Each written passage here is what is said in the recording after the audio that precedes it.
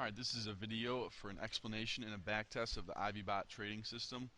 A little bit about Ivybot. Ivybot is actually 4 different expert advisors, all with their own code, that are tailored and optimized to run on their specific currency pair. This makes them a little different than some of the other commercial EAs where one piece of code is running on 4 different currency pairs. So we're going to go ahead and we're going to get started with a backtest here. First thing, we're going to go ahead and we're going to import the data into the history center. We're going to be using the Euro US dollar Ivybot, so we're going to go ahead and import some data here. Then we go to history, Euro US dollar, 1 minute data, download, okay. And see, we've already downloaded this data several times, so there are no new data symbols for Euro US dollar. And so we're going to go ahead and we're not going to download this data because, like I said, there's nothing new. But you will see the 1 minute data reflected in the modeling quality, which will be quite well. So we're going to go ahead and we're just going to X out of here. We're going to grab the Euro US dollar, pull it down here. We're going to run this on the Euro US dollar 1 hour chart like all of the Ivybots. Every tick we're going to go from January 2008 to April of 2009. The expert properties here, we're going to use a lot of 0.1 on a $1,000 account, which we think is very typical of a new Forex user. And also in the inputs, we're going to enter the ClickBank code.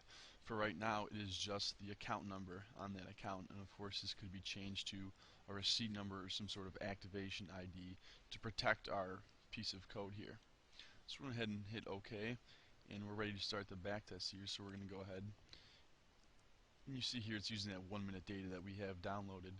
And so this process will take about 5 to 7 minutes. So we're just going to go ahead and we're going to let this run.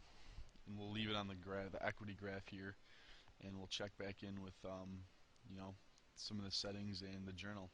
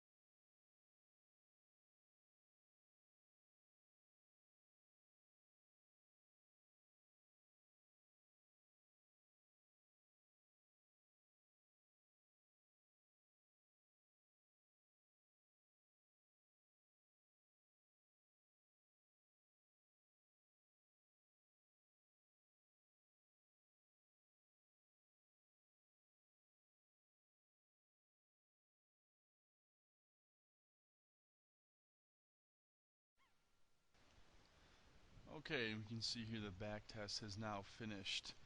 Looking at the report of the back test, we can see we had a 90% modeling quality with zero mismatched chart errors, which is exactly what you want in a back test. And also, something worth pointing out, the percent of profitable trades that Ivybot made were 95.5%.